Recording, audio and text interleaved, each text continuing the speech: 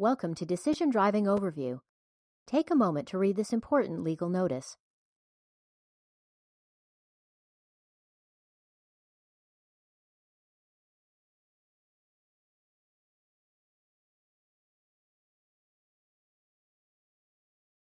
Motor vehicle crashes are a leading cause of accidental fatalities. They disrupt lives and place a significant cost on everyone. Many of us know someone who lost their life in a motor vehicle crash. While we cannot change the behaviors of impaired, distracted, aggressive, or unskilled drivers, we can reduce the chances of becoming involved in a crash by using the 5 principles of decision driving. We'll go into detail later, but these principles are: 1. Expand your look-ahead capacity. 2. Size up the whole scene. 3. Signal your intentions early. 4. Plan an escape route. And 5. Take decisive action. Following these principles will increase the chances that you and others sharing the road with you will get back home safely. With practice, decision drivers can automatically compensate for other drivers' errors, adapt to changes in road, weather, or traffic conditions, and safely avoid sudden obstacles. Combined with the driving knowledge and skills you already have, decision driving can reduce your risk of a crash. Let's listen while Marcus gives us some additional information. A good driver shouldn't rely only on their experience to guard against accidents. Driving safely means one must be vigilant and react to traffic situations. When drivers are put into potentially dangerous situations, they don't have time to think the problem out. The best safeguard is to know what to do and to develop your coordination ability so that when the time comes, you can make the right decision. Indecision or poor decisions contribute to 90 to 93% of all accidents.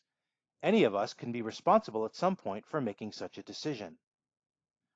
With decision driving, you should know how to combine your senses of seeing, hearing, and feeling with your own knowledge, experience, and attitude to make your decision. You must allow for the lack of skill or knowledge in the unpredictable actions of other drivers and pedestrians. In today's moderate city traffic, you have to make more than 100 driving decisions per mile. That means that you have 100 chances to make a wrong decision. In other words, decision driving is a continuous process. This is the way for you to stay alert and alive. Remember the 5 principles pattern, which will improve your decision driving performance and skill. When you drive, are you aware of all that's going on around you? Do you anticipate what the driver in front, to the side, or behind you might do? Do you see potential hazards and plan how to react to them? Are you always prepared, or like most of us, only sometimes? You are probably a good driver, but how many times have you had to complete a panic stop in order to avoid another vehicle? Had a near miss at an intersection? Run a red light or a stop sign? Almost sideswiped another vehicle while making a lane change? Most driving decisions are simple, like deciding to slow down or signal a lane change. Others are critical, such as deciding when and where you should swerve to avoid an oncoming car. Most of our decisions are based on what we see. Decision driving helps you think about more of your surroundings so you can make fully informed decisions to help keep you and your passengers safe. Safe driving isn't just a matter of luck or physical skill. It depends on your decisions and the actions you take based on those decisions. Driving skill doesn't make other drivers more attentive. It doesn't make roads less slippery or improve visibility in fog. Decision driving complements the driving skills and knowledge you already have. It improves your ability to see hazards in enough time to take the best course of action to avoid them. When making decisions while you operate a vehicle, the information you gather is essential.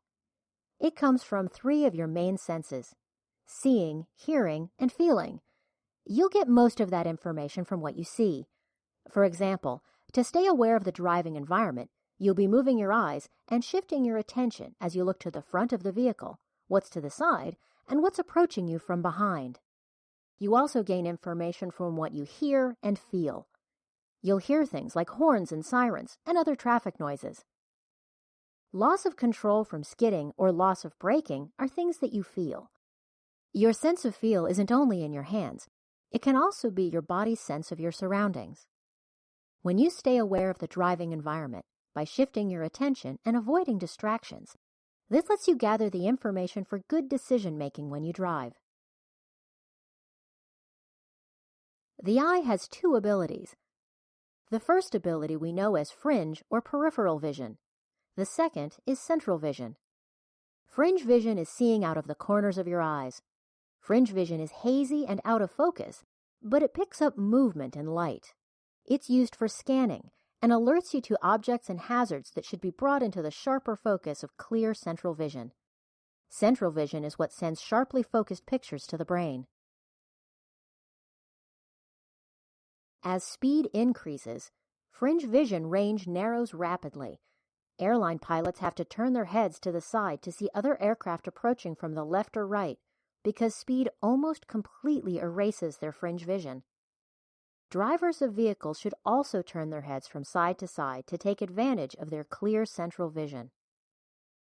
This practice will help you spot vehicles, people, animals, and other obstacles approaching from the side, allowing enough time for decisive action. Until an object is viewed using central vision, it cannot be identified clearly enough for you to make an accurate decision. Computers are designed to help us make good decisions quickly.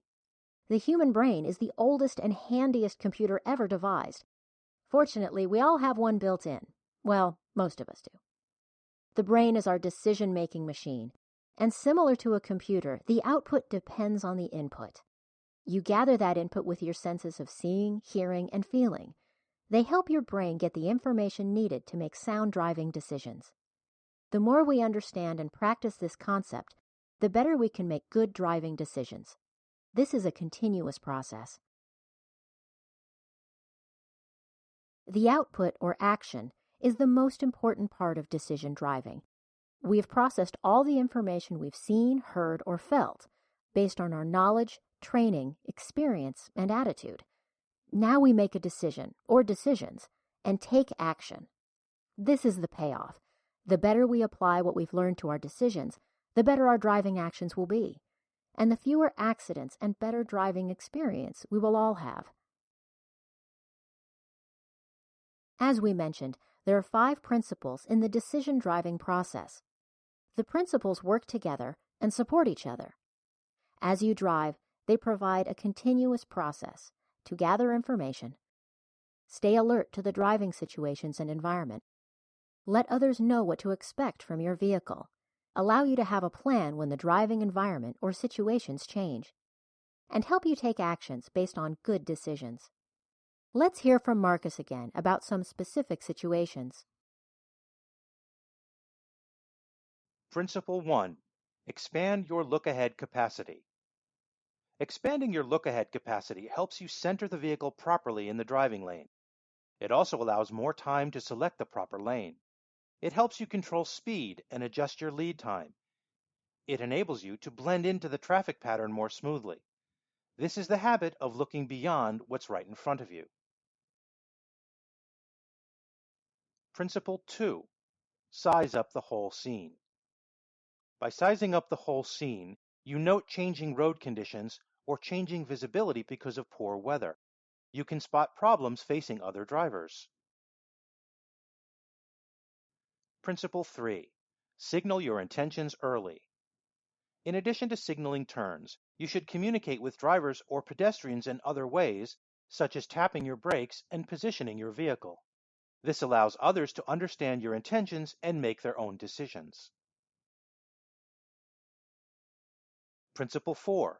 Plan an escape route. Maintain your decision space by continuously evaluating your position in traffic. Give yourself time, space, and visibility. Principle 5. Take decisive action. This is the payoff point where we combine our senses of seeing, hearing, and feeling with our knowledge, experience, training, and attitude. We process the information we have taken in and take decisive action. We use these decision driving skills to drive safely. In the next modules, we will discuss the 5 principles in more detail and discuss the commentary drive process. Commentary drive is used to help you practice using these principles in your daily driving.